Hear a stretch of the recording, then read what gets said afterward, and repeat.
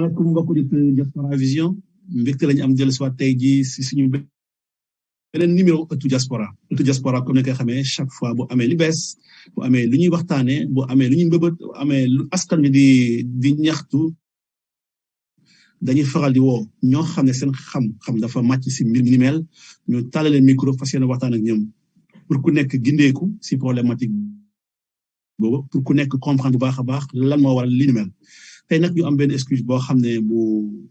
bu yaatu sax mooy am mbégte surtout sax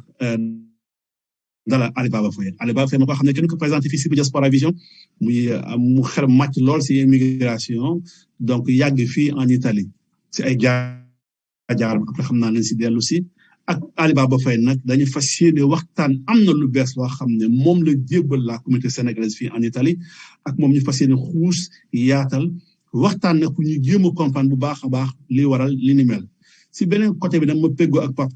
Kabo tamit nekk un expert en immigration aussi basé fële en xam-xama màcc lool si li ñuy wax nii tey nag ñu fas yéene pello waxtaan ak suñu grand yi suñu invité yi suñu gan yi képp ku bëgg a am tamit lay contribuer après nañ tijji appel téléphone bi ngeen dugg wax seen contribution ginnaaw bu ñu leen dalalee ba pare ne leen bisimilah si biir émission ëttu diaspora Ali Baba ma taal micro ma ne la nga bàyyi nga nuyu auditeur Diaspora Vision. asalaamaaleykum wa rahmatullahi taala wa barakaatuhu gannaaw bu ñu sant yàlla sant yonent bi julli ci yonent bi sant leen yéen yow El Hadj ak le directeur Augustin Faye di leen félicité ci taxawaay bi ngeen am ci askan wi di chaque fois ngeen di seen télévision di focaliser wu surtout émission bi en particulier ci problématique yi lié ak suñu li ñuy dund fii donc vraiment di leen féliciter di leen encourager di leen ñaanal yàlla jàppale leen seen taxaw fay leen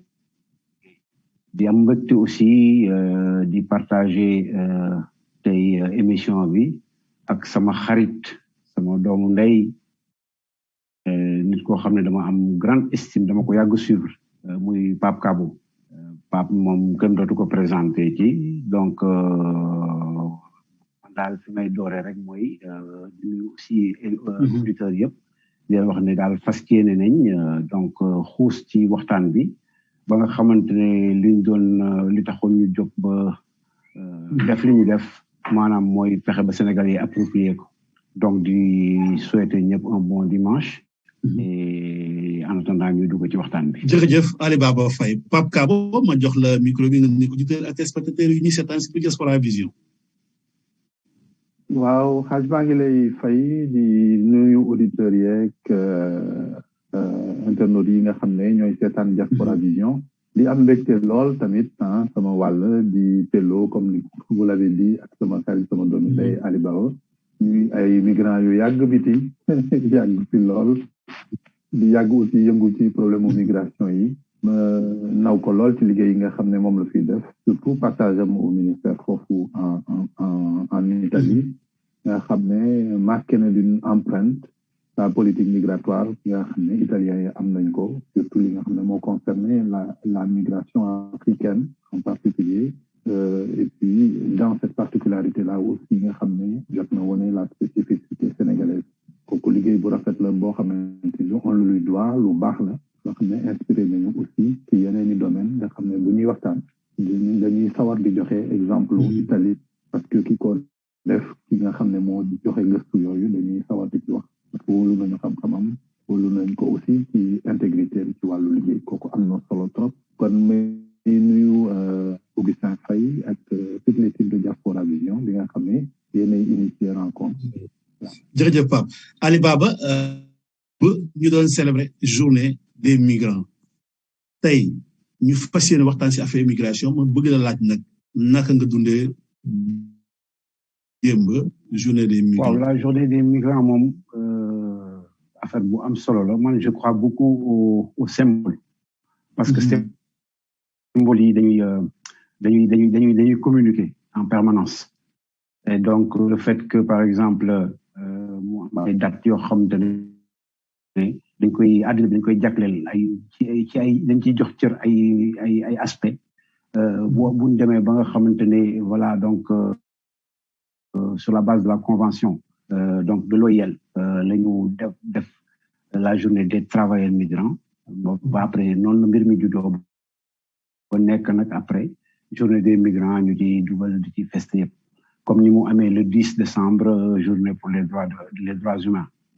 droits de l'homme lañ daan wax bu njëkk ba mais léegi on parle de droits humains parce que droits de l'homme les féministes dañu xawoon attaqué dañu daan xaw a attaqué critiquer un peu donc la formulation mais en fait c'était bon 10 décembre et 18 journée des travailleurs migrants mu doon nag dem ba ci niñ koy manifester mu doon la journée des migrants Italie dañ koy fêter généralement mën nay durer une semaine cette fois-ci voilà comme comment dirais-je am na ay initiatives yoo xamante ne gaa yi ko doon def ci territoire bi Turin daal laa jot a dem parce que ak groupe Abele mooy Don Luigi Ciotti xam ne dafa promouvoir woon benn revue boo xam ne mu doon fêter ses 50 ans donc mu dugal ko ci semaine bi mu doon activité ma demoon Turin barke démb ñu discuter ci affaire ci migration yi surtout sur la nécessité d'abattre les murs yi nga xam ne mu ngi juddu te yu ci bari li ko déterminer mooy affaire identité voilà donc abattre les murs ça veut dire aussi travailler pour dépasser les murs qui ne sont pas physiques parce que bu ñu waxee mur rek dañu yaakaar ne aspect physique bi mais il y a des murs invisibles yoo xam te ne les murs yoo xam ne ci biir nit ki lay nekk doon ay barrages yoo xam ne mooy tax dund bi communication bi des fois di am ay jafe-jafe quoi donc je l'ai vécu comme une récurrence assez importante à ma manière j'ai participé donc à ces trucs-là ces initiatives-là et puis voilà quoi je pense qu'il faudra que ñu multiplier ko mu doon occasion boo xamante ne dañuy réfléchir sur ce que aujourd'hui on représente dans le monde parce qu'effectivement ñu ngi nekk benn phase historique boo xamante ne on peut parler tranquillement pour emprunter la terminologie anglo-saxonne globalisme qui est quelque chose de différent de la globalisation le globalisme c'est la conjonction de 3 facteurs benn bi mooy l'avènement du marché global donc économie nekk benn presque amatul frontière nit ñi marchandises yooyu di dem moo am ay mécanisme de régulation yoo xamante ne fi mu nekk nii daal adduna bi benn lay doon deuxième facteur bi mooy la révolution des nouvelles technologies donc TIC les technologies de l'information et de la communication et les réseaux sociaux ñooñu tamit fexe ba nga xamante ne adduna bi léegi le monde est à portée de main nga yor sa portable mën a xool boutique bu nekk Chine mën a acheter un produit fait au Brésil wala yu demee noonu troisième facteur bi notaare donc bi caractériser le globalisme comme phénomène mooy effectivement ce que j'appelle la révolution de la mobilité nag immigration et la migration daf fi nekk affaire boo xam te ne vraiment dafa am solo waaw te loolu léegi aussi dafa caractériser surtout après le 11 septembre ay problème ba nga xam ne on peut parler de mutation du modèle d'État-nation les nations ne sont plus li ñu xamoon au 19e siècle nga xam sur un territoire délimité sur le plan géographique il y a une population substantiellement homogène sur le plan culturel ak donc un état boo xam ne donc mooy organe boo xam ne dafa am souveraineté ci espace boobu aujourd'hui nous sommes à l'heure ak mobilité bi dafa am ay politisation des réalités sociales donc xam ne léegi sax les forces réactionnaires et conservatrices dañuy calquer cette réflexion là pour reproposer de nouveaux néonationalismes donc bon crise bi loolu lay indi quoi comme ay réflexes comme li xew en France Zemmour mu koy Cavalca et cetera fii en Italie aussi voilà quoi anti-global nañu concentré fii contre le pluralisme contre les communautarismes contre le multiculturalisme et cetera donc phénomène boo xam ne la moom la ñuy dund donc effectivement bon bu ñu demee bu ñuy xuus ci biir moi je pense qu'il faudra des réflexions comme xam nan ngay taxawee individu nekk nan ngay xam kii ba nga xam te ne globalisation bi du nekk ci problème quoi donc loolu daal la mën a comme cadre général pour que mën a après xuus ci thèmes yi spécifique quoi jërëjëf Ali Baba Pape Kabo yow it démb lañ célébré journée des migrants ñu laaj la noo ko dundee daal la mooy sa gis-gis si bés bi waaw démb sollicitation yi dafa bari woon ba nga xam ne d'ailleurs fi ma jógee woon léegi nii tey foo xam ne dafa fa waroon intervenir démb finalement tey laa ko mujj def track muy def dama leen yónnee woon juste document bi nga xam ne moo doon sama réflexion sur quelques points yoo xam ne yéen yi gën nak na ci li Ali Baba doon wax léegi xam nga journée wu migration pour man particulièrement dañ ma invité woon pour ma wax parce que ñi nga xam ne ñoo doon organiser événement bi ils avaient besoin de me donner la parole parce qu'ils se disent doomu migrant là d'abord xam nga nekk Sénégal waajur nekk bi ci réew nga nekk fa ak sa ndey ak say rakk nekk fa di jàng benn expérience lu bu dund ba pare yow sa bopp nga ñëw doon un migrant après nga ñëw nekk fi di jàng nga jàng fi ba noppi toog fi di liggéey après sanc fi kër jur fi ay doom donc muy beneen étape d'abord étape bu éthique puis étape bu salarié bi nga xam ne changement de statut lay doon ba pare nga demaat ba ci biir sanc fi kër d'accord yor fi soxna jur fi ay doom yar leen ba ñu doon ay universitaire ba tey jii ñu doon ay maam kon gis nga dund nañu différentes étapes de la migration donc ñi nga xam ne ñoo ma invité woon fa laa jógee ni immédiatement moo tax ma lay wax ne su ma sañoon man quand je fais une émission wolof je préfère toujours solo conformément à la tenue traditionnelle mais comme dama génn ci la leen tàmbi si lii fallait que ñu mën cee ñëw journée au migrant journée bi dafa am importance parce que ñu di ko célébrer comme ñu ko Ali Baba waxee tout de suite dafa am ay profil migratoire yu wuute selon les pays selon les époques d'accord ñun bi ñu fiy ñëw vague bu migration bi nga xam ne moo gënoon a bari ci ñu fi doon ñëw ay étudiants la ñuy doon comme ñun mooy c'est la fin des années 70 début années 80 donc ñun génération bi nga xam ne ci époque yooyu la ñuy ñëw avant 85 ñi ëpp ci ñu fi doon ñëw dañ doon jàngi si muy benn profilu migration ñu dem ba si biir ci France ñu commencé fi recevoir ay réfugiés politiques ñoo xam ne seen dëkk dafa yëngu donc ñu ñëw fi avec beneen situation ay migrants la ñu mais avec un statut particulier maanaam ay dawla aqu boo leen di jël ci leen di tuddee ci biir dëkk ba bokkul ak ñeneen ñi nga xam ne avant loolu yëpp muy les diplomates ñoom itam génn nañu ci dëkk bi mais dañ leen ay ñii dañoo demal seen bopp ñii dëkk bi moo leen yónni ñii dañoo daw donc nga gis ne bokkuñu profil te ba tey ñi nga xam ne dañoo ñëwal seen bopp sax ñoom ci seen bopp ni ñuy ñëwee fii ak ni ñu fiy nekkee ak ni ñuy waajalee seen dellu dëkk ba yooyu yëpp dafa am solo sama intervention wu tey bi nag aussi bokkoon na ci wax waajal dellu bi pour ñi ko bëgg ak surtout dama leen di wax toujours buñ ko tuddee dellu nañ ko tuddee jokkoowu ñi ne fii ak ñeneen dëkk ba pour éventuellement ñi nekk fii mën a contribuer dëgg-dëgg ci lay xew dëkk ba te mu doon ci njëriñu ñi ne fii ak aussi muy jëriñ waa dëkk bi loolu moo doon sama intervention bi ngeen ma sollicité pour li ma sawaroon ci trop pour mën a ñëw continuer aussi ci liggéey bi. Merci beaucoup Pape Kabo donc seen xel ak seen xalaat rafet na si bés bi tamit comme ni ngeen ko dundee ak tamit li ngeen si wax Ali Baba Faye ay fan yu wees ay bés yu wees dafa am benn liggéey boo xam ne fii Italie da nga ko piloté woon da nga ko coordonné woon tey nag bi liggéey bi yembee dañu koy jébbal ñu waa Diaspora Vision ñu fas yéene si waxtaan ñun ak communauté sénégalaise bi nekk fii diaspora bi aussi de manière générale Ali Baba liggéey boobu nan la ak lan moo ko wundu surtout. waaw El Hadj damay sawar a wax ci loolu parce que maanaam wayjur bu nekk. boo amee astu tànk bu la yàlla metti ba mu mucc ñëw ci jàmm. gane si da ngay kontaan da nga koy ngénte alors affaire bi daanako man à part sama jaar ak sama maanaam li nga xam ne liggéey naa ko de sama formation sociologue je suis chercheur social donc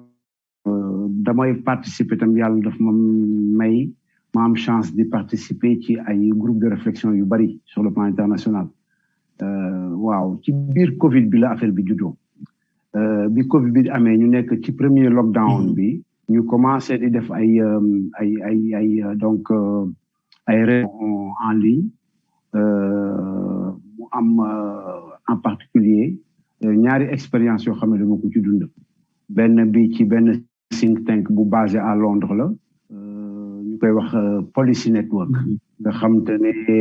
ñoom affaire dañuy saytu lépp loo xam ne ci politique publique la bokk te ki koy diriger doon sama am di jàmm ma xamoon ko dajeeg moom plusieurs fois mu tudd Anthony Giddens moom moo inventé la troisième voie bu Tony Blair bon beneen structure bi mooy la fondation Ebert Allemagne lañ nekk bon ñoom it dañ doon def ay waxtaan bi ma defee ñaari waxtaan ci yooyu ñu doon wax ci Covid bi li mu déterminé ak mutation yi nga xam ne war na ko mën a induire waaw ñu joxoon ma ay thèmes yoo xam ne man dama ci waroon intervenir surtout nan la ñu mën a xalaatee ay changements yoo xam ne c'est ça dañuy doon ay changements structurants yoo xam te ne dafay nekk bénéfice de toute l'humanité parce que Covid bi virus bi li mu indi mooy que ñun ñëpp ci benn gaal gi la ñu nekk ok lockdown bi mu ñëwee am na ay yu ñu mën a percevoir damay joxe chaque fois benn exemple ma ne ci lockdown bi laa xam lan mooy odoru Rome laa xam lan mooy la voix de fi ma dëkk parce que da nga daan dégg picc yëpp taxaw ngay pollution amul nga toog donc ñu doon liggéey daal moo doon en ligne tëju ci kër yeeg ak yu demee noonu alors ci biir nag benn réunion bu ñu doon def ak waa Policy Network bi ma defee sama intervention maa ngi ko centré woon sur li ñuy wax la revisitation du temps social parce que boo xoolee depuis la révolution industrielle la question du temps du espace rek parce que wax naa espace sànq frontières yeeg territoire yi mais le temps dafa am solo maanaam la journée ñu ngi ko diviser en 3 parties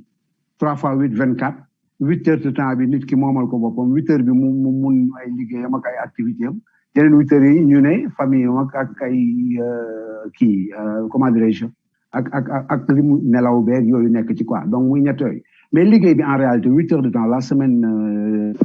des 40 heures semaine dafa dem ba doonoon loo xam ne moo doon standard yi ok te boo ko xoolee aussi nga jël donnée boobu nga xool ni ñu organiser temps de vie donc le temps social et le temps de vie dafa am mën nañu ko diviser aussi foofu ci ñetti pàcc moment bi nga xam te ne duggagoo ci production bi maanaam ba ngay juddu di jàng ñu lay préparer ñu lay préparer ba nga war a mën a jàng def mutal li ngay jàng dugg nekk dans le système productif dem ba liggéey ba nga xam te ne sa doolee ngi wàññeeku ñu jox la temps nga am retraite donc ñetti pàcc yooyu boo ak bés bi ni ñu ko kiiyee pour man waroon nañu mën a profiter ci lockdown bi pour def ay réformes yu garaaw maanaam à partir de l'organisation surtout du travail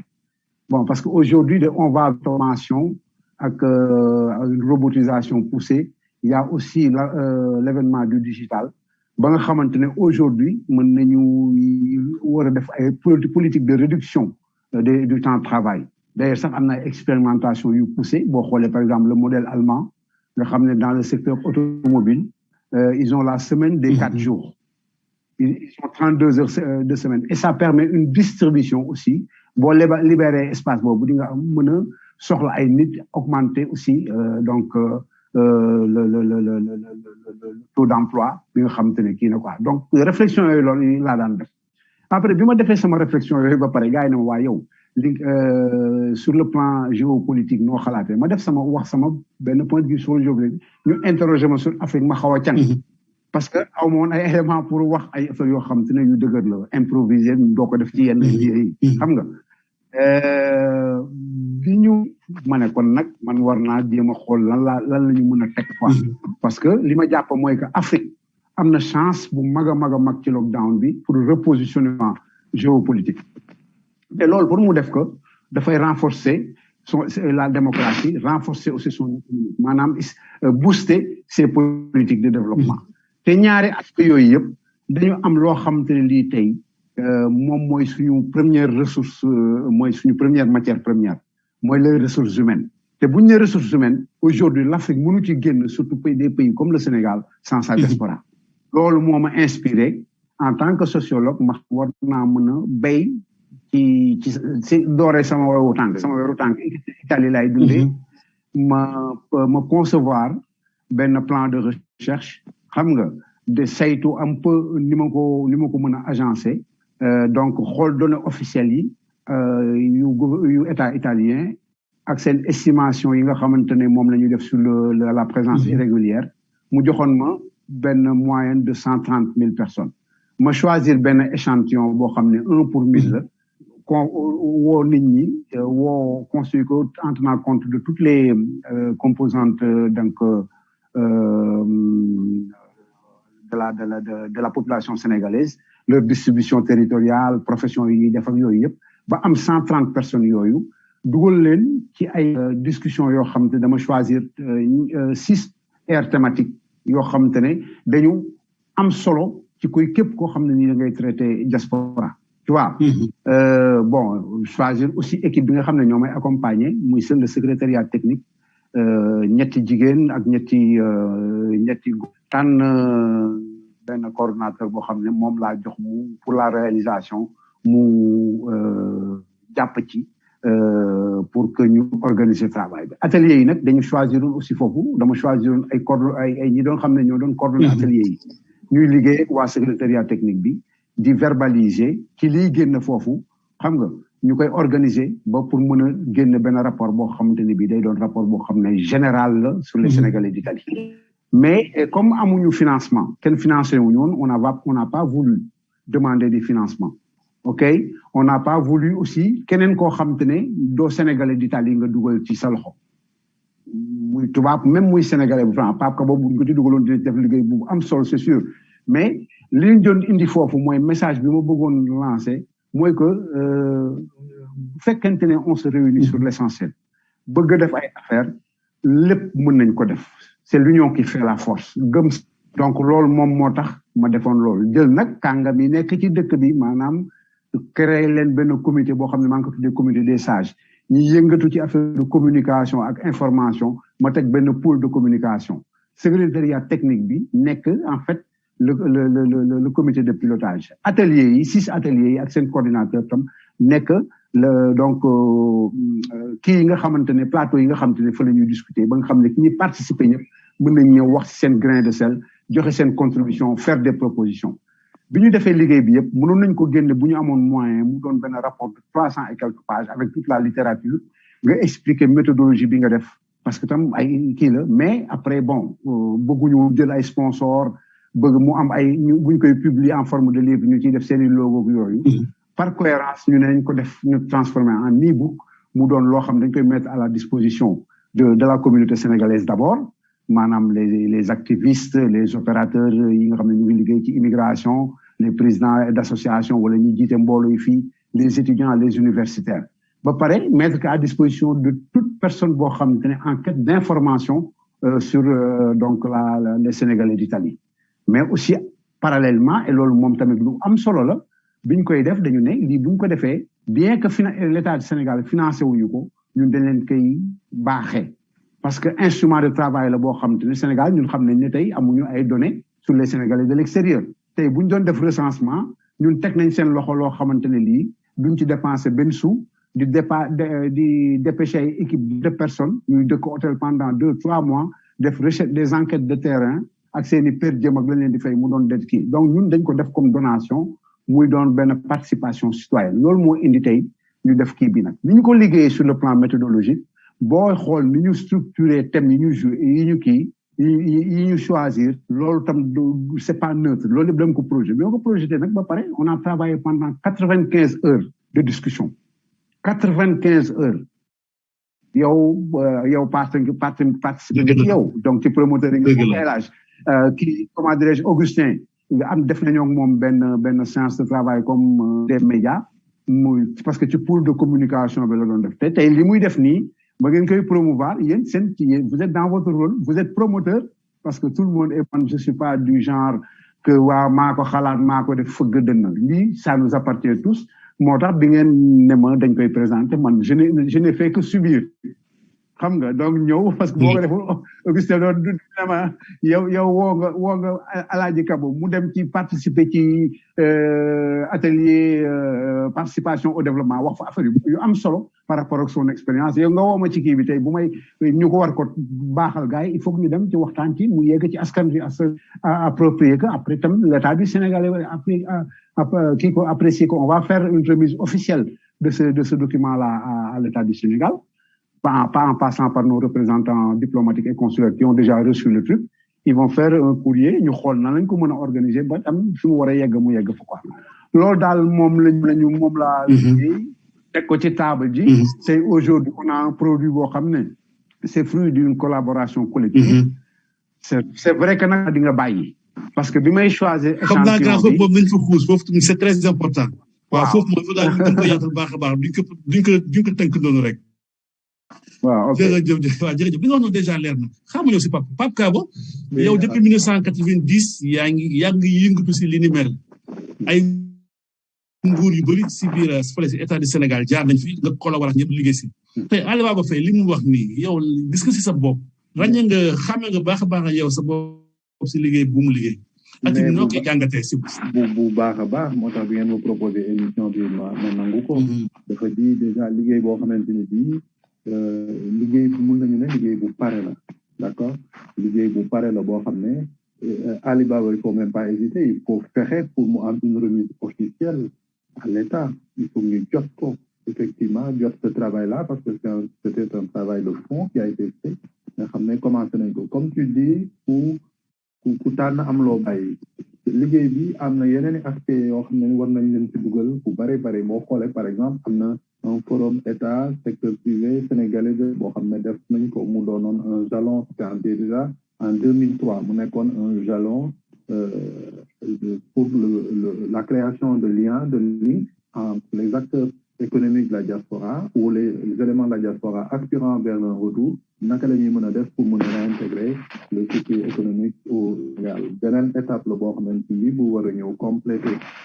renforcer liggéey bi nga xam ne Ali Baba ak seen équipe def nañ ko ñu war leen ci ndokkeel bu baax a baax je pense effectivement il faut que ngeen def une remise officielle parce que à ce moment là lépp leneen loo xam ne ñu ngi koy war a def wala ñu defoon ko te jëluñu ko woon en compte dañ ko ciy boole boo xoolee par exemple man ñu ma commencé fal fii en France comme secrétaire chargé des relations extérieures ak affaires sociales may jokkoog tubaab 1987 donc à la suite de cela ñu continuer commencé di liggéey ci jamono yooyu tous les ministres délégués aux immigrés yi daan ñëw fii en France honnêtement joxoon nañ ñu cër reconnaître ñu boole ñu ci ñi nga xam ne defoon nañ leen ay interlocuteurs ci biir ñooñu ñëpp nag ki nga xam ne moom la ñu gënoon a jokkool moom laa gënoon a jokkool moom laa gënoon a jaxasal ci liggéey bi moo doon Mataci Diallo bi Mata jeexalee aussi le commissaire Ibrahima Diallo nga xam ne mu nekk le premier directeur des Sénégalais de l'extérieur moom aussi on a gardé le même lien parce que bari na lu mu daan ñëw comme li Ali Baba def nii dama sawroon ci fop ci joxe réflexion xam nga bari na ñun souvent dañuy waxtu dañu bind problème bi moom moo doon loolu yenn saa yi benn réflexion boo ci réfléchir ba noppi baax na nga tënk ko lu mu gàtt sax ci quelques lignes wala quelques pages nga joxe ko pas forcément mu nekk un rapport par des centaines de pages pas forcément ça mais le condenser sa réflexion joxe ko pour ñu xam orientation bi nga xam moom ngay suggéré donc Mataci Diallo à l'époque soññoon ma ci lool moo tax souvent ñu bëri dañuy yaakaar ne ci début année 90 ci la commencé non maa ngi commencé très honnêtement sama liggéey sur la migration ci depuis événement yu 88 parce que ñenn ci samay xarit yi nga xam ne maa leen bàyyi woon à Dakar ñu di fa jàngee événement wu 88 bi comme ñu ngi nekkoon ñoom à l'université daf leen xawoon a yëngal xaw a perturbé seen donc gis ñi jeune public day ñun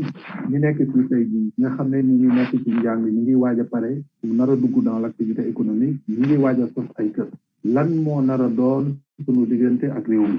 nga xam ne waroon nañ ci commencer réfléchir parce que fekk nañ ci sunu ay mag comme ni ma la ko waxee sànq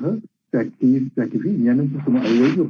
nga xam ne fii lañ leen fekk ñu fi doon liggéey nga xam ne bi ñu ñëwee ba commencé dëgër la ñu ñibbi ñoom dellu dëkk ba ñu delloo aussi lañ ko doon dund ñu ngi ko doon gis ñu gis ne manqué na lu baree bari étude amul woon boo xamante ni bii mooy waajal seen retour moo doon jàngat ni ñu fi nekkee woon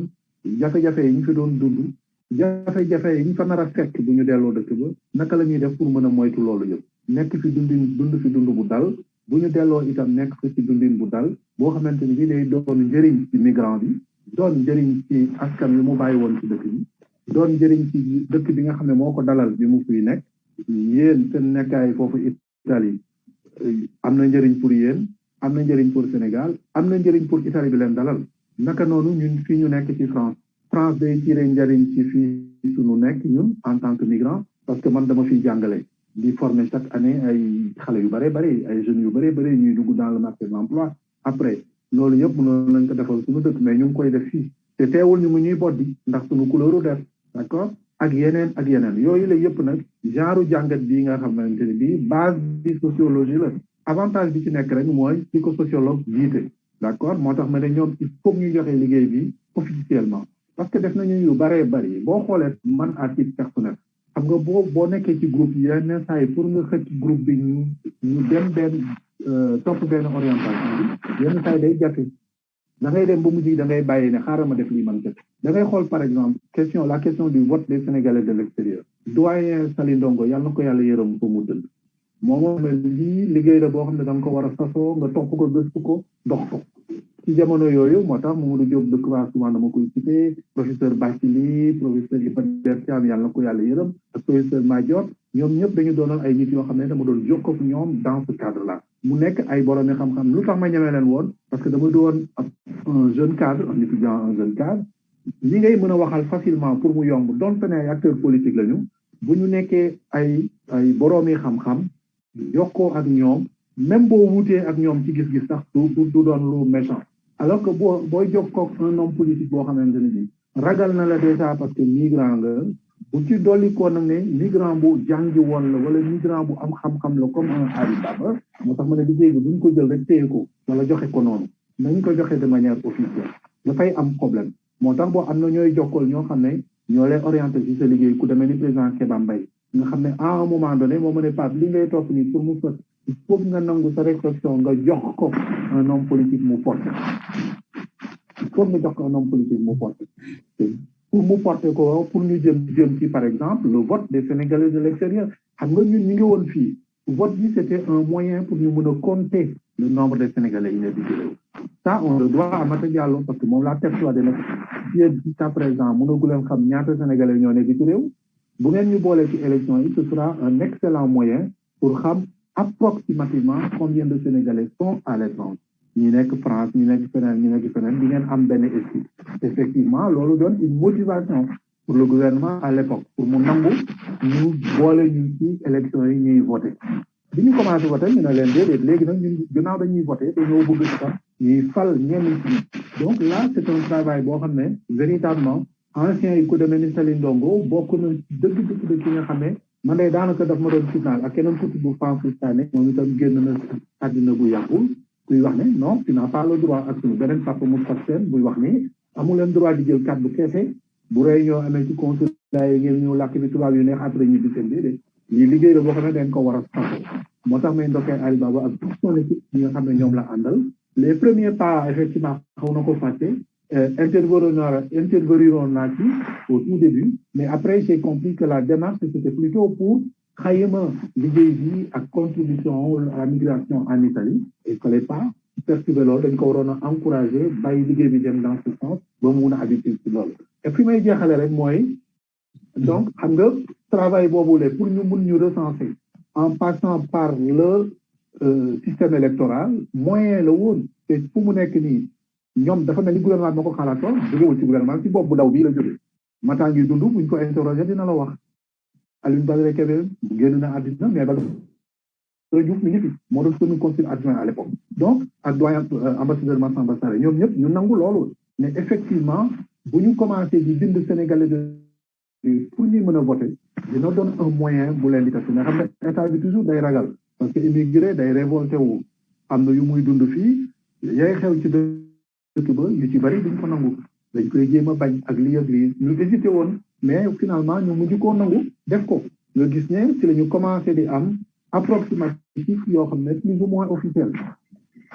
Sénégalais de l'extérieur inscrits dans le fichier électoral te xam nañu ñaata lañu boo ko booleeg ñu nekk ci consulat yi te yor seen couvert xam nañu à peu près ñaata lañu donc des na encore parce qu'il y a énormément de gens qui ne sont pas inscrits pour plusieurs raisons du fait de la distance du fait tout simplement que gëmuñu sur administration parce que loolu aussi am na c'est un problème réel et il faut pas qu'on l'occulte lu am la fi ñu mujjee nag mooy fi nga xam ne bi ñu encourage bi ñu nangoo ñu franchir beneen étape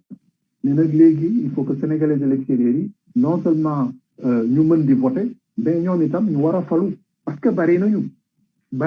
ñu nekk biti réew à cette époque là pour provoquer leen man laal nañu plus de 3 millions de Sénégalais yu nekk biti réew xam nga boo balancé chiffre boobu ñoom malheureusement ñu emparé au chiffre di ci wax sans pour autant ñu gëstu ko alors que dama doon provoquer rek pour que ñu effectivement ñu gëstu ko pour confirmer ko wala ñu infirmer ko mais li leer ba leer daal mooy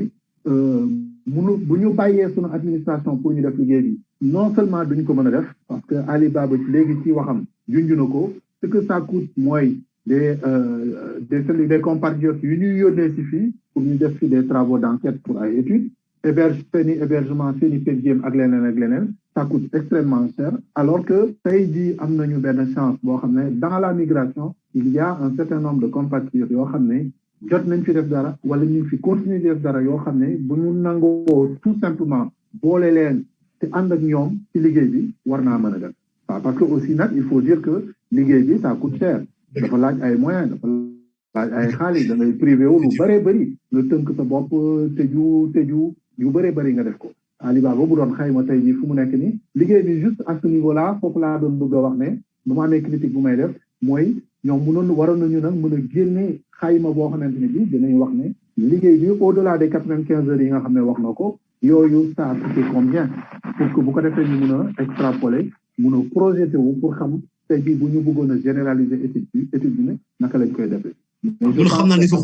am nañu benn canevas boo xamante ni tracé nañ ko mi ngi gën a xóot liggéey bi am na lu fi amoon loo xam ne mën nañ ko ci greffé lii mu tracé mën nañ ci jaar gouvernement bi war nañ ko mën a nangu ñu jaar ci lii tegu ci raay yi continuer ko def ko pour mën a étudier le problème de la migration. Merci beaucoup Pape sa contribution rafet na mais côté technique bi ne direction technique bi daal la nga jël dafa baax sa micro parce que day def ay rumeur quoi ay bruit bu baax a baax Alibaba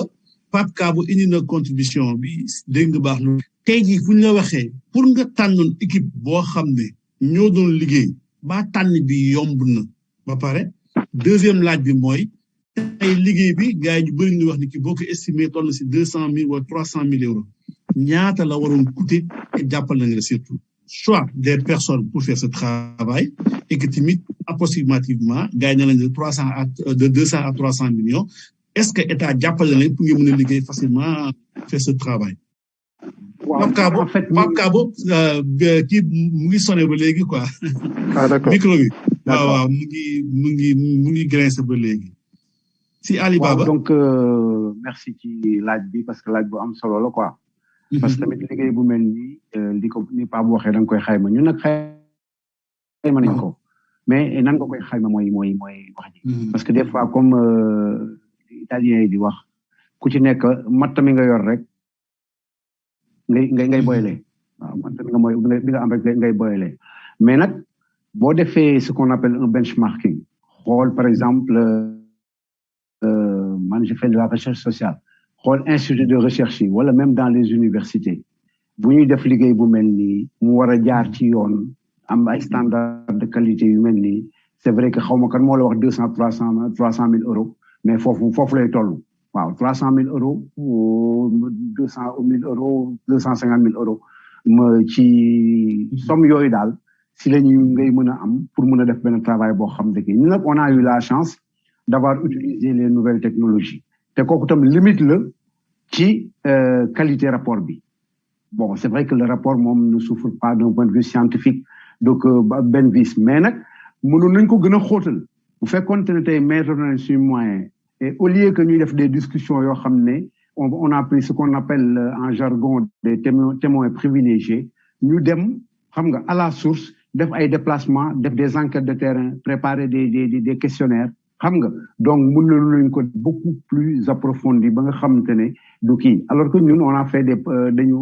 ci matt mi ñu am rek la ñu kii j'ai eu la chance de travailler au intérieur, de travailler dans les institutions italiennes, à la région, dans le cabinet de l'assesseur. J'ai fait 2 ans au Parlement. J'ai fait 2 ans à l'Institut national de statistique. J'ai géré donc la première recherche qualitative parce que Stat, il travaille avec les chiffres. Donc méthode quantitative la ñuy def quoi donc de mesure quantitative ba fa jëkk dugal ci expérience donc benn étude qualitative avec des critères paramètres yoo xam te ne ñoom daaw ñu ko utiliser. mais donc xam naa ni mu ku la wax 200 mais kooku moom boo ko doon def loolu la xam mais ñun on a fait un autre choix bon man je suis sénégalais peut-être waroon naa gën a mën a contribuer ci sama pays bon c'est sama émigration yàlla daf ne def naa dirigeant syndical def naa kii et cetera tubaab bi ñoo ma gën a utiliser mais nag des fois di nga toll foo xam ne bu la yàlla baaxee yenn affaires yi dafa am loo xam ne da nga koy restructurer sa askan. man logique boobu laa demee j'ai fait le concept concevoir tout le truc jël ay nit pour répondre à la deuxième question yoo xam te ne tamit naa leen wóolu naa leen mais am na critère d'objectivité dans la constitution de l'échantillon. D'abord le rapport c'est le rapport 1 pour 1000 1000 personnes bu nekk sénégalais bu nekk nga jël ci kenn mais nag da nga koy tenir compte ci benn tenant compte de tous les segments démoscopiques yi nga xam te ne ñoom ñooy composé donc les sénégalais xam nga ci noonu nga xam parce que yàgg nañ ci dëkk bi di wër xam nañ tam ñi yëngatu ci immigration nga xam ñi nga xam ne war nañ mën a apporter benn valeur ajoutée. Bon c'est vrai que nag ku tànn di nga bàyyi am na ñu bari ñoo xam 1000 personnes yoo xam ne mënoon nañ leen ci dugal parce que xam naa leen individuellement am nañ intégrité am nañ compétence mais ku tànn foog nga bàyyi am na sax sama ay quelques xarit yoo bon voilà xaw naa leen sacrifier dugal ma leen ci parce que il fallait tout juste rek nga dugal ci ñoo xam ne aussi kii na quoi te moom ñooñu peut-être ñu ci bari nañ comprendre ne lii defuñu ko leen xeeb wala ñi ñuy dugal ñoo leen gën a xam mais liggéey da nga koy teg ak rigueur. Maintenant li ñu produire nii nag bon ñoom war gis nañ ci seen bopp loolu rek moo am solo xam ne bon voilà li Pape doon wax sànq yu ci bari ci kii dañ ko daan toog di ko wax ci ay réunion mu doon ay brainstorming yoo xam ne bi jeex ñu organiser ko rationaliser ko vérifier leur faisabilité leur crédibilité dugal ko daal loolu mooy liggéey bi nga xam ne moom la ñu def te effectivement pour revenir sur li Pape doon wax bon c'est un travail boo xam te ne la communauté doit se l'approprier d'abord mais je pense que toute la diaspora doit se l'approprier tu vois donc au-delà des autorités parce que des fois aussi booy xaar état rek bon avec la bureaucratie ni mu yéexee ak suñu dëkk aussi il faut oser il y a beaucoup de logique yoo xam te ne buñ koy def bon des logiques politiques dañ ciy dugg xam nga donc ñu xool rek nit ci profilam technocratique boo xam te ne kii na mais day ndax bokk na ci nag bokkul ci nag yooyu surtout bu convoqué ay affaire de demande financière yu demee noonu mais ñun wane nañ ne aujourd'hui comme exemple on peut sur la base du volontariat faire mais c'est extrêmement difficile moi je pense pas bu ko Pape Kabo naroon def sur France buñ ko financé du ko mun def objectivement xam nga États-Unis duñ ko mun def ay donc bon il faut que l'État aussi dégg mais comme lii am na buñ ko bëggee répliquer dans dans les plus grands pays d'immigration xam nga dina leen indil benn valeur ajoutée boo xam ne l'État dina épargner pour am peut-être les mêmes résultats sinon les meilleurs bu fekkente ne ñi ko gérer d'abord ils ont vécu la migration ils am nañ ci expertise te dugaluñ ci affaire ay man fii laa farak parti tel laa farak yooyu loolu c'est extrêmement important parce que la gouvernance de la diaspora aujourd'hui mënuñu ko wax te amul vision derrière amul vision bi nag bon boo xoolee ñun thème yi ñu choisir sax en terme bi Pape doon wax affaire retour bi boo xoolee am na ay comment dirais-je am na ay aspects thématiques yu ci nekk je donne un exemple en passant mu ngi ci rapport bi ku bëgg après mun na ko consulter par exemple dafa am benn aspect spécifique comme li may wax le taux de mortalité des investissements des Sénégalais au Sénégal te taux de mortalité des start-up gars yi dañuy teg ay start-up maanaam ay nouvelles investir def ay sociétés yu bees mais da ngay xool boo ko xaymaa da ngay xam ne dafa am benn taux de mortalité bu élevé loolu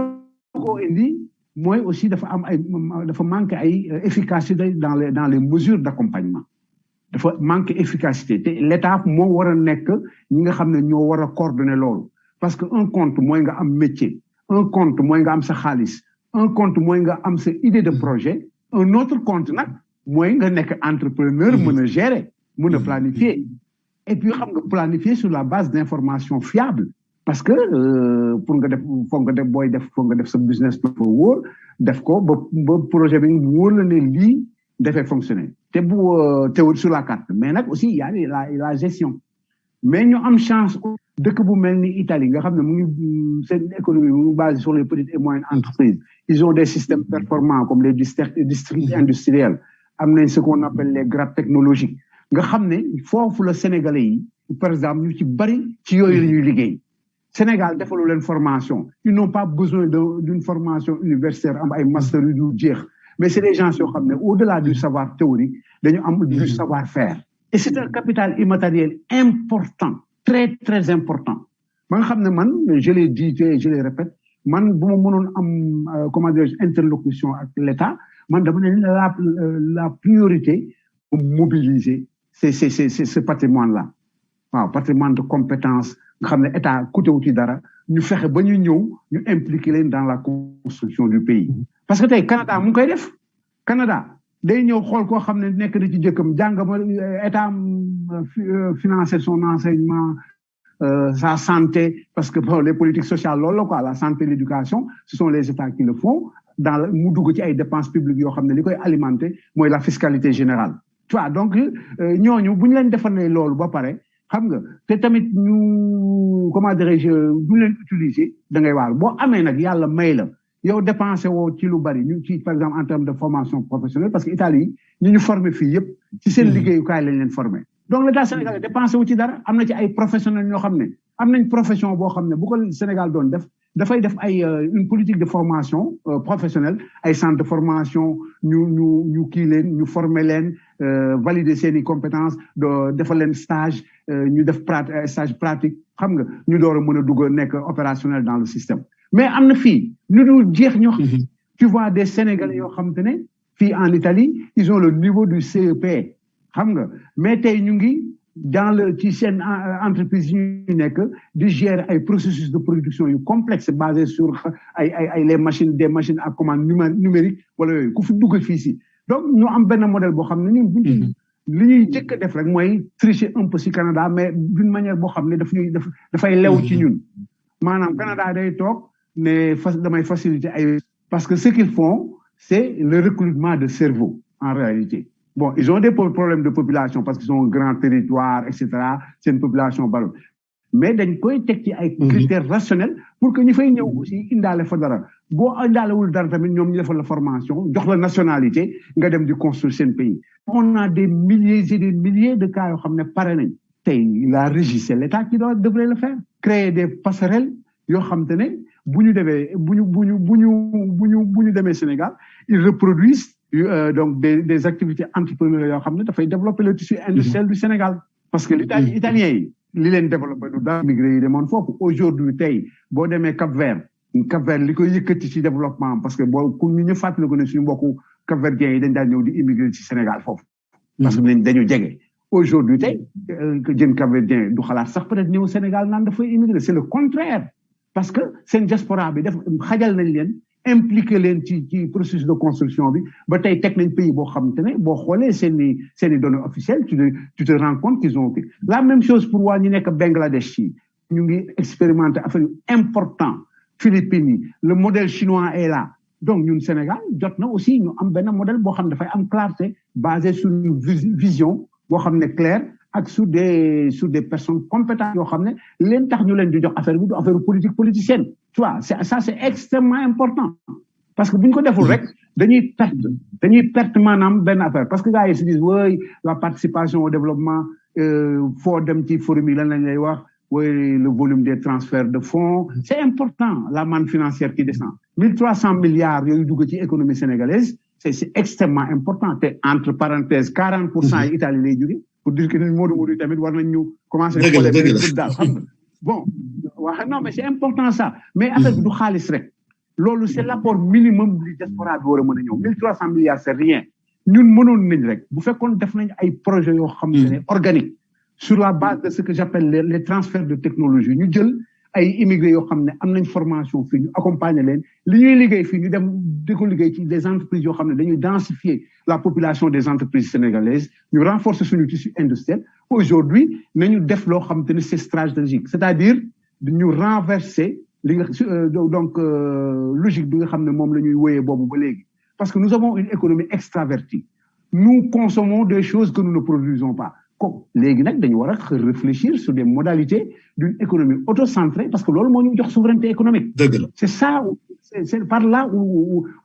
foofu laay gisee ma ne leen gars yi affaire yu milliards ñu envoyé xaalis gars yi lekkaat ko jënd ci ceeb jënd ci oto jënd ci ay téléviseurs jënd ci ay portables li muy duggee par la grande porte lay génne par la fenêtre li fay def dara suñu secteur d'investissement yi foofu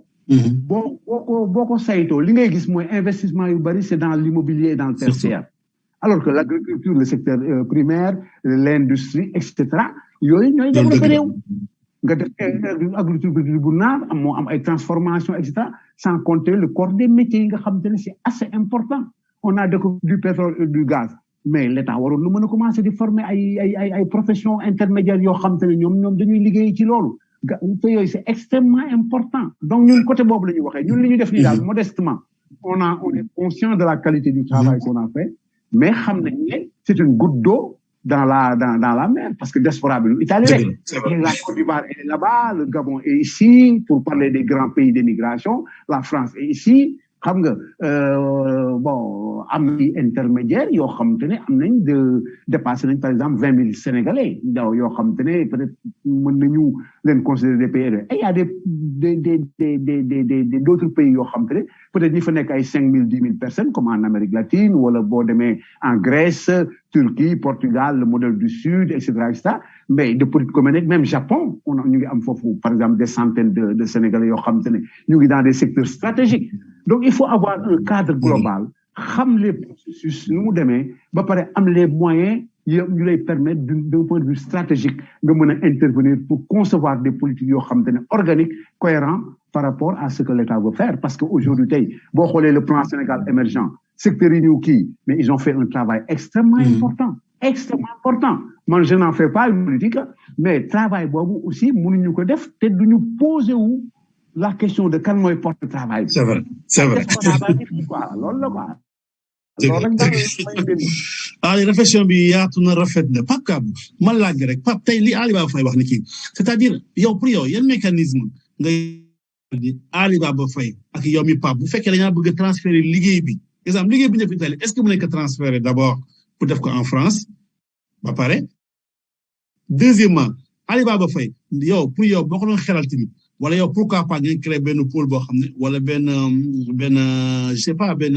comité boo xam ne ñoom ñoo war a porter ce travail là dem jébbal ko à l'État du Sénégal pare nee nañ tamit on vous tend la main pour ñu gën ko yaatal que ce soit en France aux États-Unis au Canada wala feneen naka nga yaatal la war a yan mécanisme la war a utiliser pour faciliter moom ak État du Sénégal pour loolu mën a nekk et que tamit est-ce que liggéey bi bu ñu ko bëggoon transférer wala transposer yóbbu ko en France dina possible dina facile ak tamit bañ jàpp daal nga si bëgg a jàpp bu fekkee dañ ko bëgg a def foofu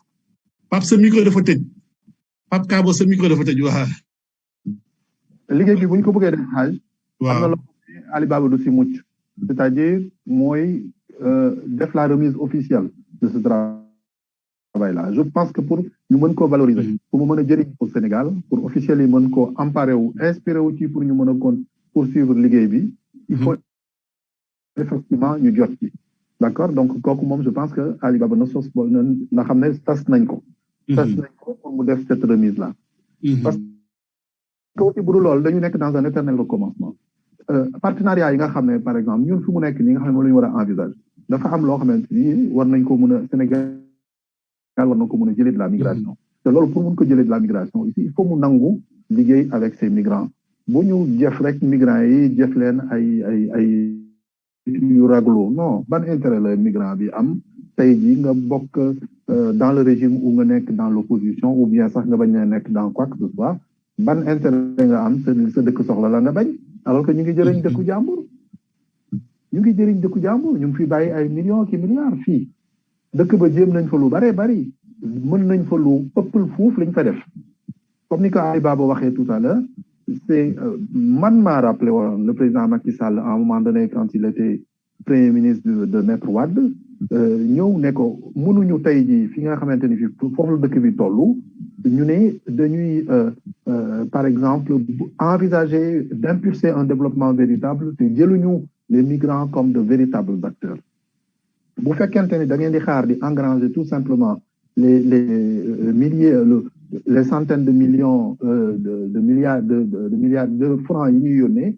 d'euros plutôt ak dollars mais le milliards yi ñuy yónnee ngeen bëgg ko nay dugg kese mais ñun du ñu am droit au chapitre du ngeen ñu mën a déglu au contraire da ngeen mel ni ku ñuy daw à l'époque Pape Diop le président moo nekkoon président de l'Assemblée moom président de la Macky tey mu nekkoon premier ministre ak maître Abdoulaye Wade ñoom ñëpp ils avaient approuvé la démarche ak tous les acteurs de l'opposition reconnaître ne migration bi c'est une c'est une manne, c'est aussi une force. Moo tax bi ma fa jógee ma ne damay mettre en place un mouvement tuddee ko diaspora doole Sénégal dans le doole bi buñ ci déggee doole force certes doole force la mais énergie laa ko tuddee énergie la boo xam ne da nga koy dugal ci secteur bu nekk mu doon loo xam ne day propulser en développement boo ko xoolee ndeysaan feu Dame Ndiaye bi nekkoon président UNACOIS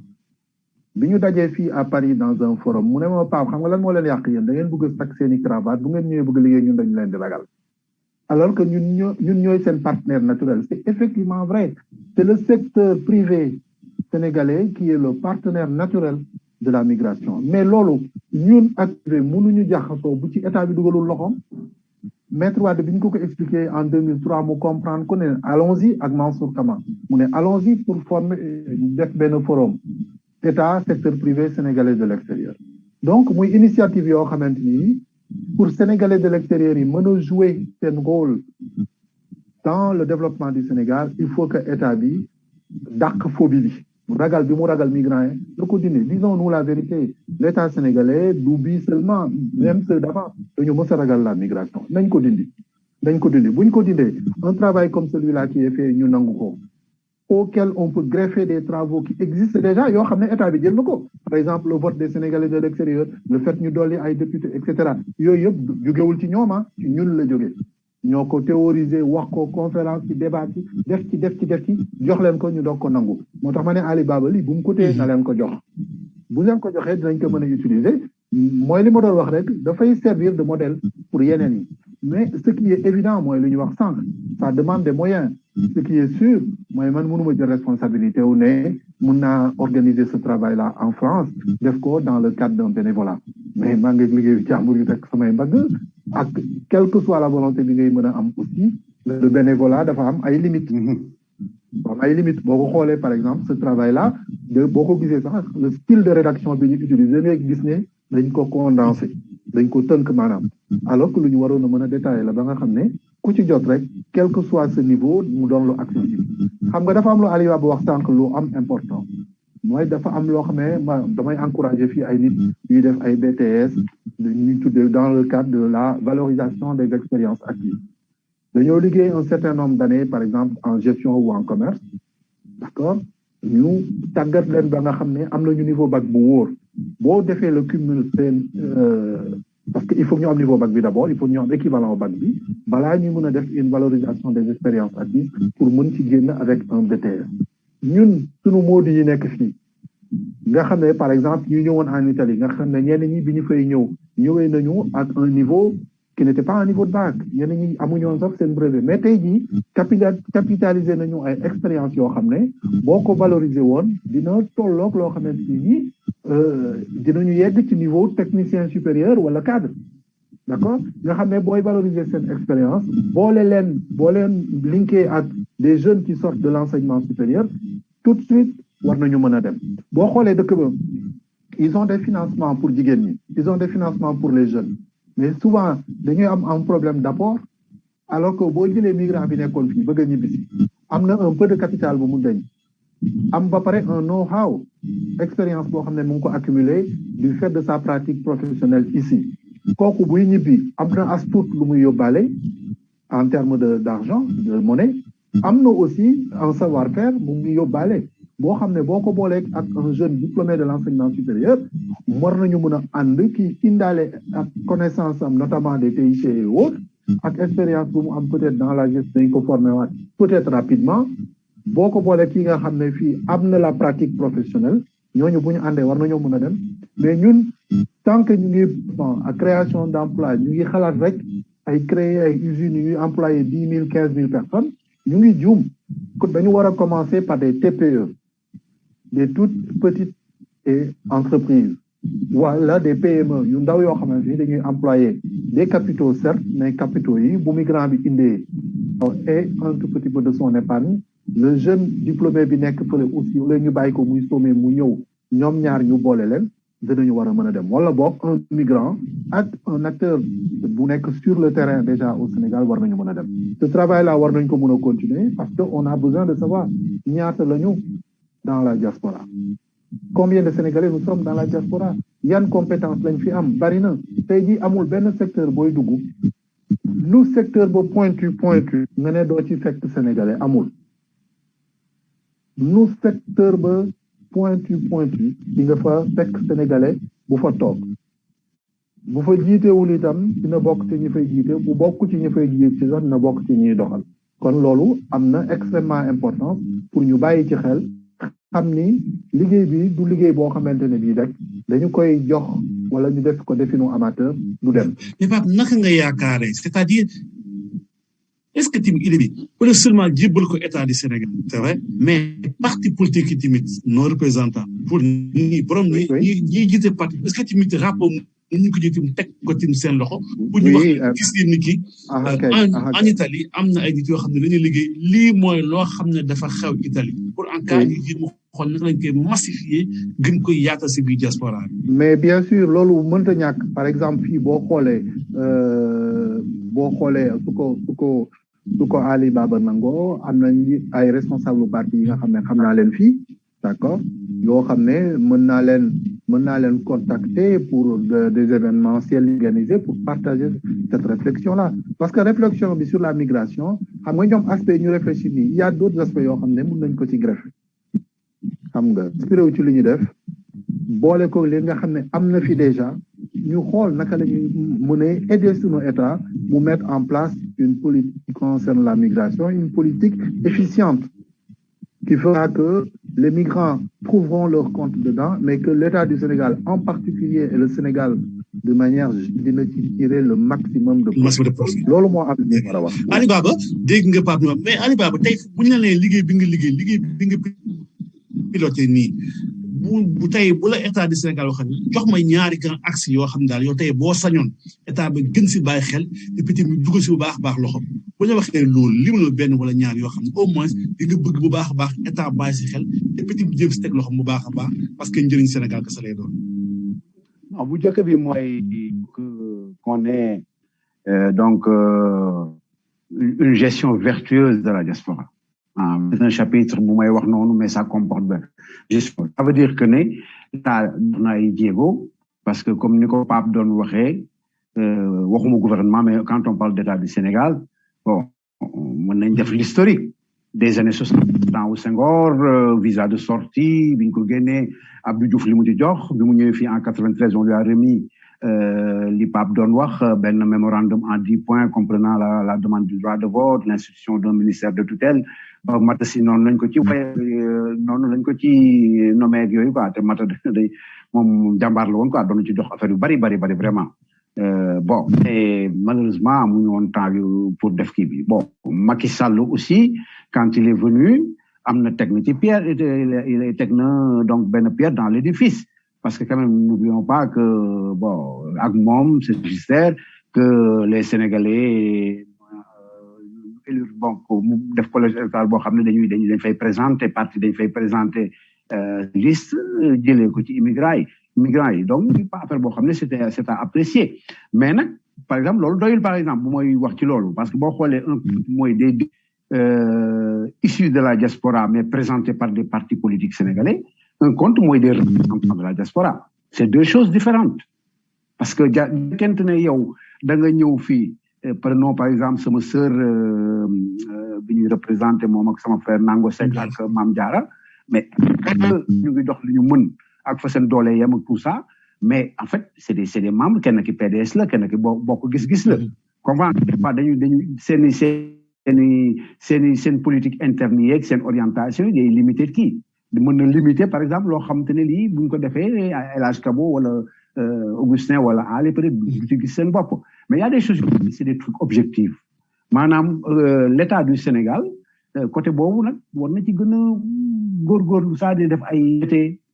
pas bi et puis choisir ay stratégies yoo xam ne c'est des stratégies yu leer yoo xam te ne lii derrière dafay am vision boo xam ne mën na valoriser li Pape doon wax dama junjoon ko au début dama ci dellu la validation des acquis des expériences acquises sur le plan professionnel kooku par exemple dañu gis Sénégal ay boy yoo xam ne am nañ comment dirais-je def nañ seen ay master wala on voit même des ingénieurs yoo xam te ne peut-être mosuñu wàcc dans un chantier boo leen booleeg gars yi nekk fii nga xam ne ñu ngi dans le bâtiment def ko par expérience des fois ñoom ñoo leen di corriger parce que le savoir théorique là xam nga baax na moo nga xam da ngay am ay notions et cetera mais il faut que nga jël exemple sur les comme les pays anglo-saxons nga xam ne ñoom ils privilégient pas le savoir mais le savoir-faire. te fii tey boo ñëwee ñu ne El Hadj Kabo dirigé na benn chantier bu énorme même bu amulee diplôme par exemple boo xam ne moom la ñuy recruter pour def le recrutement là gars yi dañu ko tenir en compte alors que mën na apporter plus que ce que ñi nga xam ne dañu ko jàng ci école rek quoi kooku mooy benn affaire bi donc ñu xoolaat suñu de gestion de la diaspora mu doon gestion boo xam ne dafa war a efficace ñu dindi ci affaire logique purement politique parce que tam ñun quand on a eu le droit de vote en 93 li mu déterminé mooy que ne effectivement la diaspora devient benn enjeu électoral boo xam ne parti dañuy ñëw pour ku ci nekk am looy am nit de Pape Kaba foofu nekk waaye représenté ma foofu kooku dem teg groupe am keneen xam Ali Baba fii nekk kii ñu ko groupe yi nekk noonu mais dañuy dem ba nga xamante ne ci dialectique politique bi des fois on n'est pas sur l'essentiel et dañu war a jàpp ku ci nekk ci ñun que l'unique parti qui existe vraiment et qui mérite que ñun ñëpp ñu militer ci ce parti là s'appelle Sénégal suñu réew ça c'est extrêmement important beneen affaire bi nag mooy deuxième affaire bi nga doon laaj pour moo kii ko ci moi je pense que les temps sont mûrs pour que mu am des états généraux yoo xam te ne l'état daf koy promouvoir ñun bu ñuy consigner affaire bi officiellement on ci li teg ci table ji mooy ñu organiser des états généraux yoo xam te ne dina permettre ñu def l'état des lieux sur un peu la diaspora xam naa ne du doon sax lu représentatif mais ñu préparer ko ba nga xam te ne ña fa du rek ay sur la base des partis politiques mais kan moo nekk foofu ñuy joxe seen tur yi ñi kii non da nga koy def sur la base de compétence ak sur la base de la distribution géographique parce que aussi pays bu nekk dafa am spécificité l'immigré des États-Unis l'un des apprentissages immatériels bi ñuy am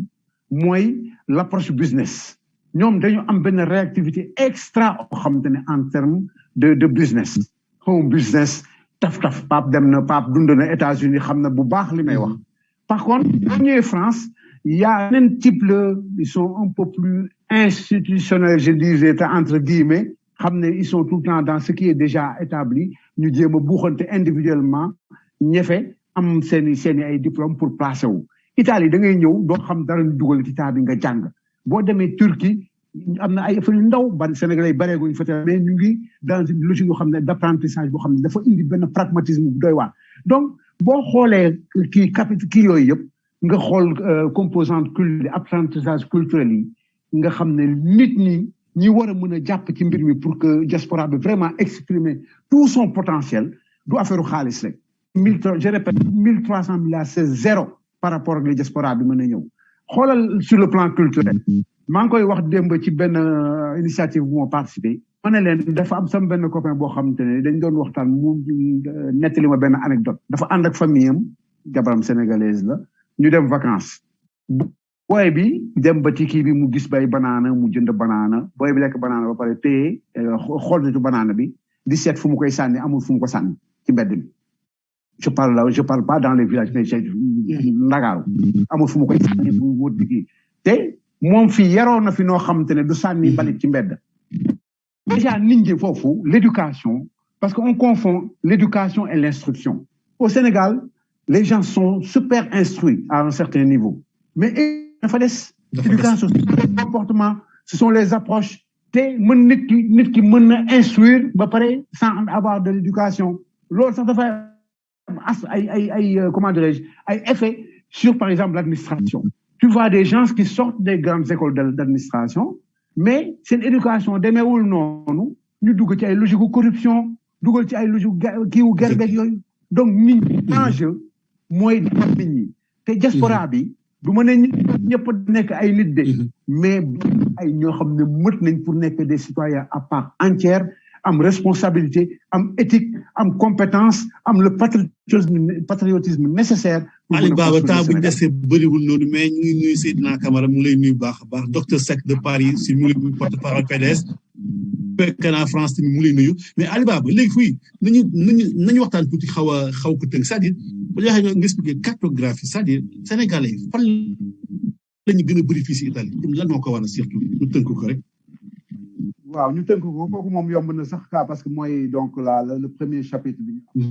compte Sénégal ñaata lañ xam fa ñu nekk après xam fa ñu liggéey la ñuy yëngatu la ñuy gagné loolu rek mooy substance du rapport photographie la ok quand on a fait l'étude on a pris des données officielles donc de l'État italien yéen ñu ko parce que ñoom titre de séjour yi rek la ñuy liggéey donc titre de séjour bi ngay am di nga xam nationalité bu bopp ak fi mu résider tu vois donc système mais boo xoolee ak données yooyu ak les données sur les résidences boo defee mix bi mën nga tirer chiffre bi nga xam ne moo gën a réel aujourd'hui pour se résumer 2 Sénégalais sur 3 vivent dans le nord de l'Italie parce que tam Italie c'est un pays bu am histoire spécifique on parle des 2 pays le nord et le sud le nord super développé le sud où encore il y a des retards sur le plan de l'industrie sur le plan du développement économique donc loolu moo tax comme le fameux triangle industriel mu ngi au nord Lombardie Piemonte Liguria xam nga aussi dans les dernières décennies l'explosion économique du nord-est ba ñuy wax affaire modèle nord-est mu doon foo xam ne li fa nekk mooy les petites et moyennes entreprises yi nga xam ne à forte demande de main-d'œuvre loolu moo tax fu ñu mënoon di nekk bu ñu déplacé woo dem dans le nord c'est plus facile du travail que bu ñu toogee Naples parce que boo toogee Naples yaa ngi dans le tertiaire yaa ngi ci jaay mi yaa ngi dans le commerce et cetera loolu moo tax Sénégalais yëpp dem foofu ak les processus daal ñu dem famille yi commencé di élaborer ba nga xam ne tey 2 Sénégalais sur 3 ils vivent dans le nord et dans ce triangle li ko waral rek économie. mais Aliou bu ñu def foofu les Sénégalais dans les prisons man bu ma gisee chiffre daf ma xaw a yéem daal Sénégalais dans les prisons kon toll na noonu daal. waaw toll na noonu mais bon xam nga yooyu itam c'est des chiffres yoo xam te ne il faut que boo defee photographie c'est pas film xam nga film dina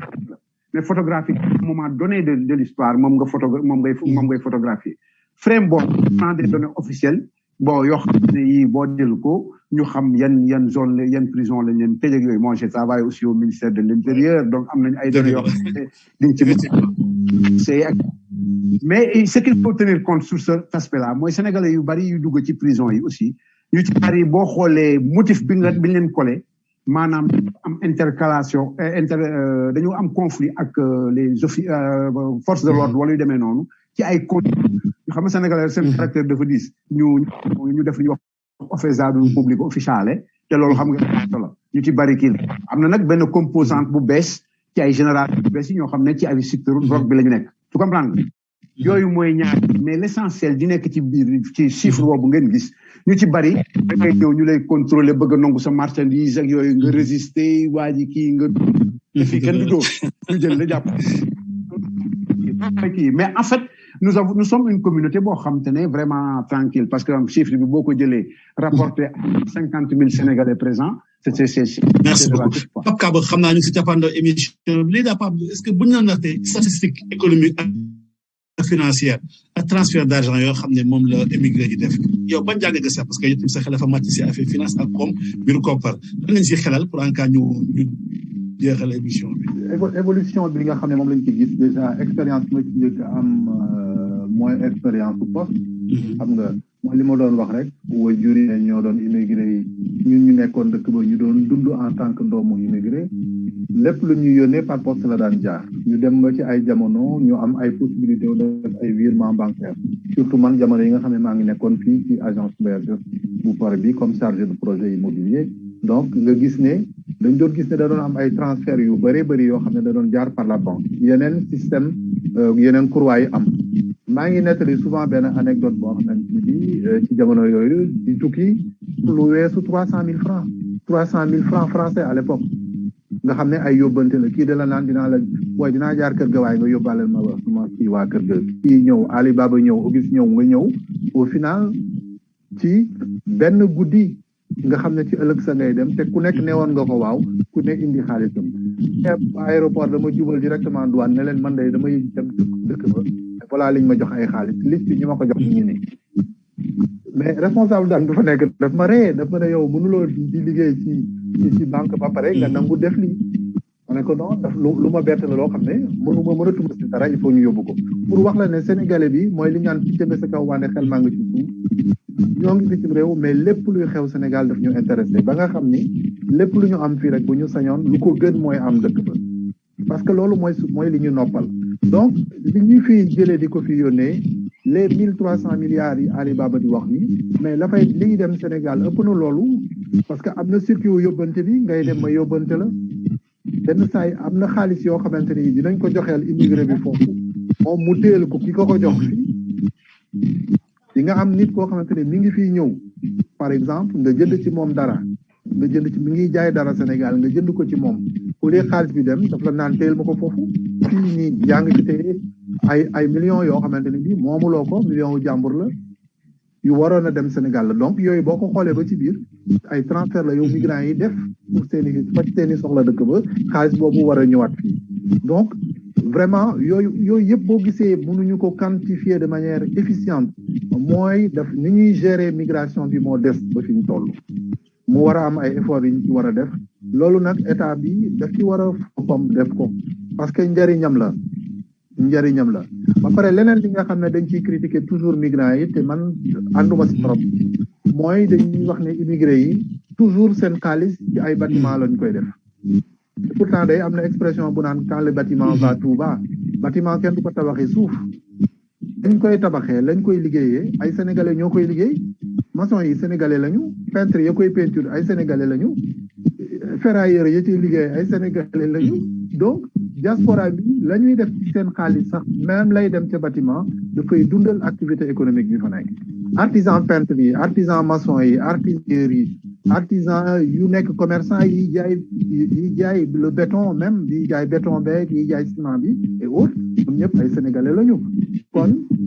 transfert u migrants yi donte ne li ëpp li gën bokkul sax lii dem ci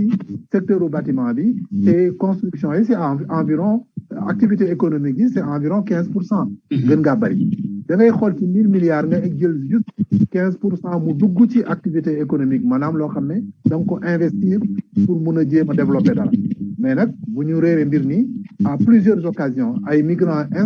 jéem nañu dara dëkk ba mais finalement dañ leen floué lañ leen ci sonal ñenn ñi ay kasoog yu ne fekk leen ci te pourtant seen yéene moo doon dimbale seen yéene moo doon contribuer ci développement wu dëkk bi mais yenn saa yi jël comme partenaire day des moo tax état bi dëgg-dëgg bu bëggee profiter de sa migration bu bëggee jàppale migrants yi jàppale boppam jàppale waa réew mi dafa war a approprier wu la question de la migration de manière globale jokkoo si ak migrants yi ñu diisoo ak ñoom mettre en place benn politique boo xamante bi dafay basé wu. sur la bàyyi la nga tàggoo auditeurs yi ak téléspectateurs yi laaj la tamit liggéey bi ni mel Alibaba Faye laaj na la ko buñ ko bëggee def France nu muy def. oui.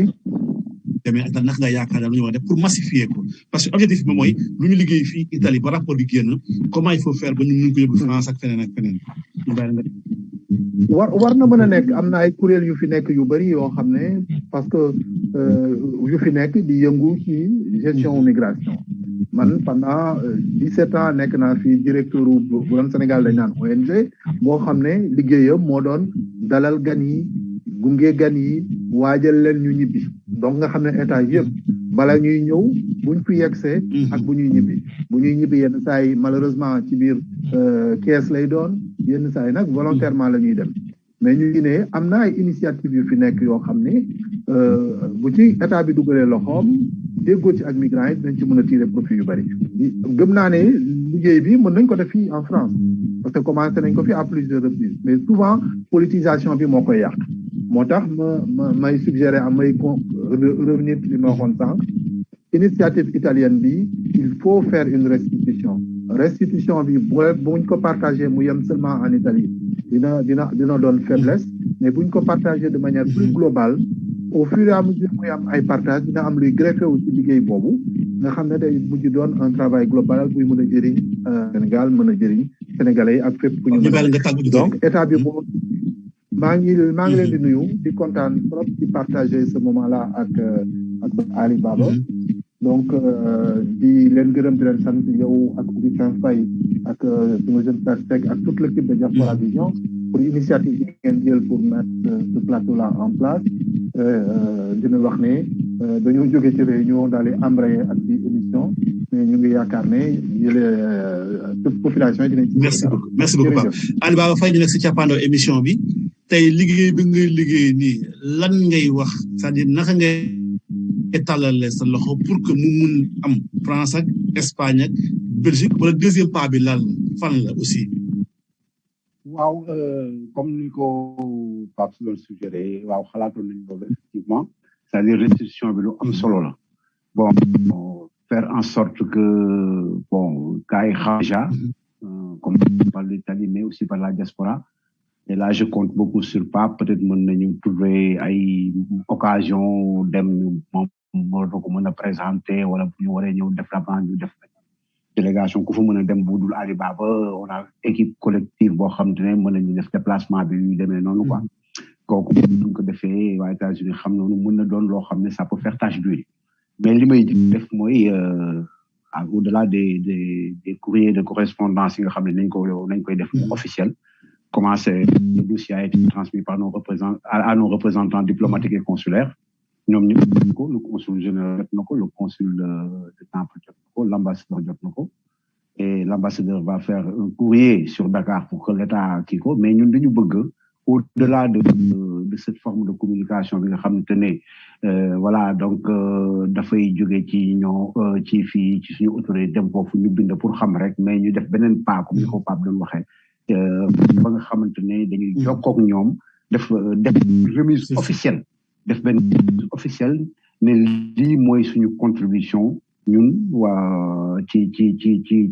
ni ñuy gérer diaspora bi bu ko affaire bi ni mu tëddee parce que kii na mooy am na ay catalogue ce qu'on appelle les catalogues de projet dañ ko xalaat noonu rek mu doon ay teg noonu te am na ci ay production parce que le rapport en général devait être un rapport de 200 et quelques pages mais comme xaalis buñ ko publier lépp amuñu kii yeeg yooyu moo tax ñu ne nañ ko def benn e-book boo xam ne day nekk instrument de travail. waaw loolu matériel mais nañ def restitution bi ni mu waree ba nga xam ne dañ ko approprier et j'espère que l'État du Sénégal dina commencer di bàyyi xel ci immigré yi nga xamante ne dañuy jéem a def loo xam ne day jëmal kanam Sénégal xajal leen ci liggéey bi ñu bokk ko l'État am na loo xam ne moo ko mën a defal boppam. am na loo xam te ne la société civile comme ñun ñii ñoo ko mën a defal suñu bopp am na yoo xam ne parti politique yi ak association yi mën nañu ko defal seen bopp. Ndeye Fatou Seck mu ngi nuyu bu Rome docteur Seck Paris c'est nag mooy fële Sénégal ñu ne pour am rapport bi ku ko amul naka lay def daal ba am rapport bi. waaw rapport bi bon am na ñun ci am na benn plateforme boo xam te ne si la ñu nekk yéen ci nga.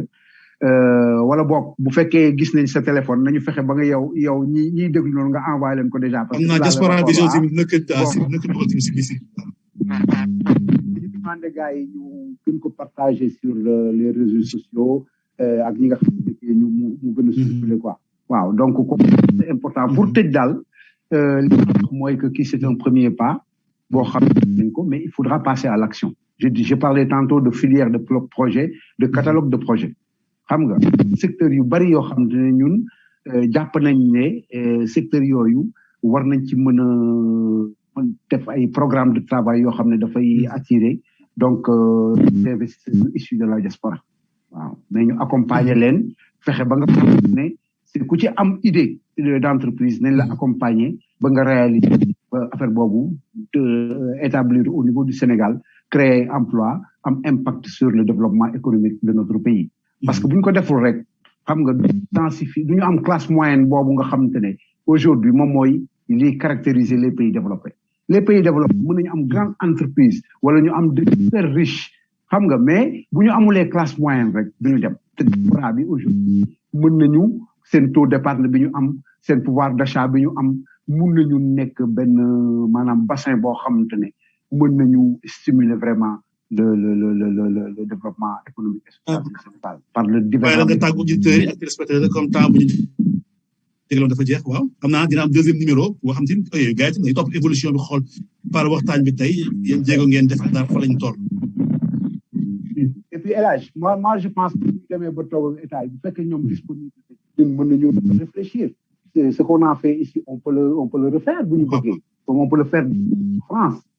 boo ñu koy foofu ñu dem mën nañ def recherche teg équipe yi nga xamante ne ñoom ñooy kii peut-être que même buñ ko defee defu niñ comme ñun liñ ko defee mais nañu des choses bi dafay bokk ci li nga xamante ne lii day ñëw compléter ñun li ñu def waaw ba nga ko defee fii defaat ko fële defaat ko feneen di nga am benn cadre global sur feneen ñun dem nañ ba étudier ay statistiques financières la masse salariale globale des Sénégalais ñaata la ñuy gagner par at seen salaire ñaata la ñuy en contribution ci le système des retraites le système de la sécurité sociale yooyu yëpp dafa yoo xam ne dafay convoquer aussi ay action dafa nécessiter ay action parce que tey yow même boo fekkee da nga nekk dans l'immobilier tu peux investir par exemple ci ay kii marché boobu ñëw ne diaspora bi am nañ pouvoir d'achat mais yow di nga ne sur l'Italie xam nga balaa ngay jóg di dem Turquie nga ne peut-être Italie moo ëpp ay affaires et cetera mais il y a des informations importantes dans ce rapport-là te tenir nañ ci affaire yu bari li Pape doon wax noonu on a pris en compte ça dans le rapport parce que da ngay corriger même affaire transfert de fonds yi ñun on a pris sur des données officielles la banque centrale italienne xam nga bon banque centrale yëpp dafa am lu leen tëkk par ay règlements internationaux yoo xamante ne banque tax ak convention yi ñoom ñooy tax lépp di c'est kii nan ngay mesurer le taux informel comme ni ma ko doon wax ñun dugal nañ ko ci biir ak suñu ratio boo xamante ne dérivé wuñu sur les ratios officiels dañ ko corriger waat parce que boo ne banque centrale italienne dañ naan la am na benn taux d'informel jox ko benn ratio ñun on a construit le ratio sur la base de trucs donc rapport bi bon peut-être que aspect méthodologique bi dugaluñu ko fa parce que ça manque la littérature mais bàyyiwul c'est un truc simple défendable te fuñ ma woo naa expliquer chiffre bi ñu wax nañu ñu def ba def Alice Baba ñu am mbégte lool dalal la tey si di yow moom vraiment comme ci yaa modeste rek mais da nga bokk ci affaire bi tu as contribué Augustin même chose donc ma leen di remercier yéen ñaar ñooñu remercier Pape sama copain xam naa nañ jéggante ci suuf parce que maa ngi moom dañuy faral di jéggante dañ nekk sur le même front depuis des longues années di remercier seen auditeurs yi ñiy woote tam participer may fàttaliku Ndeye Fatou Seck boobu aussi moom bokkoon na ci ñi nga xam te ne moom vraiment dugal na ci loxoom participer na ci atelier bi soutenir nañu sur le plan de la communication continue pour kii rapport bi bon boo mënee bàyyi peut-être sama numéro téléphone mooy 00 39 304 60 53 770 ku ma woo dinaa la mën a envoyer rapport bi en attendant ñu sax dina am rapport bi si biir Diaspora Vision xam naa ko daal nañ ko publier pour daal ñu gën ko amplifier Ali Baba comme ni nga ko waxee ñu lay sant di gërëm baax a baax si disponibilité aussi ak daal waxtaan bi ñu sekk nii tey daal kontaan nañu lool dalaloon la pour ñu jéem li premier numéro la dañ dugaat encore pour gën a approfondir ci mu xool yan jéego tamit la nga toll daal état du Sénégal ak diaspora bi tamit d'une manière générale. Gile Samb bu Belgique mu lay nuyu Jean-Pierre Faye ba Angleterre aussi mu ngi nuyu Thiandoum bu Allemagne ñu ngi nuyu ñoom aussi ku nekk te mu ne affaire bi intéressé na ko pourquoi pas ne pas faire ce même travail dans leur pays respectif di nuyu aussi collègues en Allemagne di sant gërëm auditeurs ak téléspectateurs yi seetaan dañu déglu Pape Kabou di la encouragé baax a baax di aussi nos félicitations toujours disponible saa bu ñu ko soxla xam-xam bi rafet na jekk na Mamadou Seck porte-parole PDS bu en France aussi ñu ngi koy nuyu baax docteur Seck sant gërëm bu baax a baax auditeurs yi ak téléspectateurs Seydina Camara au niveau du Sénégal ñu lay féliciter ak encouragé tous les émigrés seen loxo ngi ci seen yéen ngi ci mënuñu lim ñëpp képp koo xam ne bind nga woote nga aussi ñu ngi lay sant di gërëm bu baax tey mënu moon jël appel yi parce que ñaari kàngam yaa gis waxtaan bi temps bi doon peut-être ni kese lañu am sant gërëm Augustin si cabine technique bi ak réalisation bi Pape Kabo ak Ali Baba Faye franchement merci beaucoup ak ñëpp ñoo xam ne aussi participé ci biir émission bi bien des choses à tout le monde beneen gan beneen numéro très prochainement jërëjëf immigré bëgg naa ñu ràññee leen def ci dëkk liggéey yi ngir njaboot gi kuy jox ku ne tax ngay jooy ku ne kuy jox ku ne tax ngay jooy ku ne immigré lu tollook fukki nit lay dundal sax sañoon liggéey fi ànd ci solidarité bi fi ne ku ne kuy jox ku ne tax ngay jooy ku ne kuy jox ku ne tax ngay jooy